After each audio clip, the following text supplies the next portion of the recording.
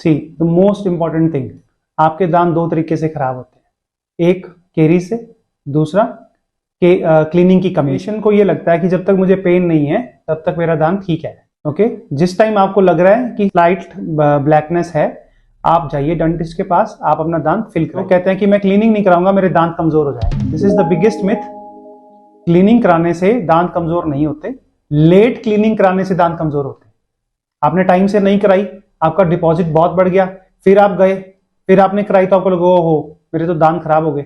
नहीं, आपने टाइम पे क्लीनिंग नहीं कराई इसलिए आपके दांत खराब। दूसरा, लोग समझते हैं कि मैं जोर से रगड़ूंगा तो मेरे दांत ठीक हो जाएंगे, वाइट हो जाएंगे। नहीं, आप अल्ट्रा सॉफ्ट ब्रश यूज कीजिए।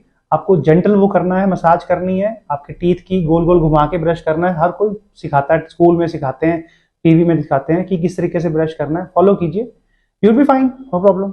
और तीसरी, आप जितना लिंगर ऑन करेंगे ट्रीटमेंट को, ट्रीटमेंट उतना बड़ा होता जाएगा। छोटी चीज हो गई, आपने नहीं ख्याल किया, थोड़ा पेन हो गया, कोई बात नहीं, आप आइए, रूट कनाल करेंगे, कैपिंग करेंगे, ठीक हो जाएगा। अब दवाइयां खा के कभी दांत ठीक नहीं हो सकते। दांत का इन्फेक्शन दवाइयां खाने से ठीक नहीं हो सकता। दांत का इन्फेक्शन अगर हो गया है तो डॉक्टर उसे क्लीन करेगा, उसकी रूट कनाल करेगा, तभी वो ठीक होगा। Long is just a pain killer, locally acting pain killer. अगर मान लीजिए आपकी दांत की नर्व्स थोड़ी इन्फ्लेमेट हो गई हैं और वो पेन कर रही हैं, यूजिनॉल, लॉन्ग का तेल is basically eugenol oil. Eugenol जो है वो उसको सिर्फ थोड़ा काम डाउन करेगा, ट्रीट नहीं कर सकता। ट्रीटमेंट सिर्फ ये है कि जो हिस्सा खराब हो चुका है उसको क्लीन करें, अगर ज्यादा खराब हो चुका है तो उसकी रूट कनाल कराएं, उसके बाद उसके ऊपर फिलिंग करके उसको कैप करें तो वो लॉन्ग टाइम के लिए प्रिजर्व हो जाएगा दांत। टू स्कूल्स ऑफ थॉट्स है इसमें। एक तो पक्का है कि आपको रात को खाना खाने के बाद ब्रश करना है, ठीक है। और सेकंड, कुछ लोग ये कहते हैं कि रात उठ को आप पहले ब्रेकफास्ट कर लो उसके बाद ब्रश करो, वो भी ठीक है, उनका लॉजिक है कि कुछ आपने खाया वो फंसा वो निकल जाएगा तो ठीक हो जाएगा। लेकिन कुछ लोग ये भी कहते हैं कि मुंह के अंदर बैक्टीरिया हो जाते हैं पूरी ओवरनाइट, तो उसको हमको अंदर नहीं लेके जाना है, तो इसलिए हमको पहले ब्रश करना है फिर खाना खाना है। तो दोनों चीजें ठीक है, आप एटलीस्ट करो, मॉर्निंग में करो और रात को करो, है ना। रात का तो कोई कंट्रोवर्सी है ही नहीं कि डिनर करने के बाद ही करना है। मॉर्निंग वाला ब्रश आपकी चॉइस है, आप पहले भी कर सकते हो बाद में भी कर सकते हो। सी, अगर वो बिल्कुल ही ज्यादा फोर्स लगा के कर रहे हैं, नॉर्मली अगर आप लंच के बाद खुला वुल्ला भी कर लेते हो तो इससे भी काम चल सकता है। ऐसे कुछ ब्रशिंग की रिक्वायरमेंट तो नहीं है, 2 time brush is more than sufficient.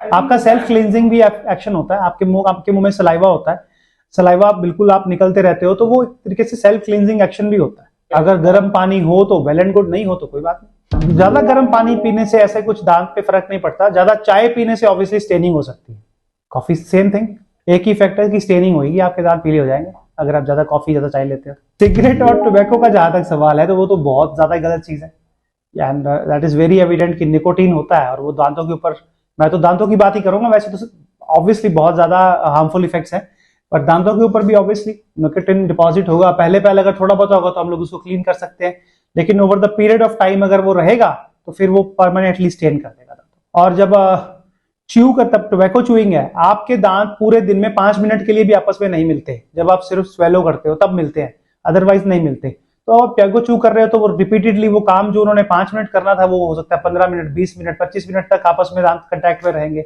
अगर आप रेस्ट पोजीशन पे हो तो आपके दांत आपस में कंटैक्ट नहीं करते। दांत सिर्फ तब कंटैक्ट करते हैं जब आपको वो स्वेलो करना होता है, चाहे वो आप सलाइवा स्वेलो करते हो या आप अपना खाना स्वेलो करते हो, तब दांत कंटैक्ट में आते हैं।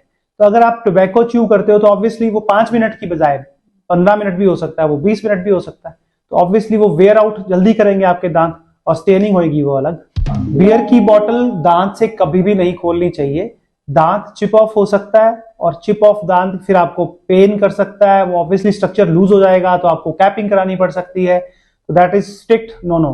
कोला पीने से या एरिएटेड वाटर्स पीने से ऑब्वियसली वहां पे जो वो दे आर वेरी एसिडिक होते हैं, तो वो दांतों के ऊपर ऑब्वियसली बैड इफेक्ट उनका होगा ही होगा। जहां तक बहुत ज्यादा हार्ड चीज तोड़ने का सवाल है, चाहे वो अखरोट है या कुछ ऐसी चीज, तो आपको ऐसे हीरोइक अटेम्प्ट्स नहीं करने चाहिए। आपके भगवान ने आपको दांत खाने के लिए दिए, अगर आप अखरोट ही तोड़ने लग जाओगे तो आपके टीएमजे के ऊपर भी बहुत बुरा इफेक्ट पड़ सकता है। आपको टीएमजे के अंदर, आपके टेम्पोरोमैंडिबुलर जॉइंट के अंदर पेन रह सकता है, आपका दांत चिप ऑफ हो सकता है। तो why anybody wants to take a risk like that.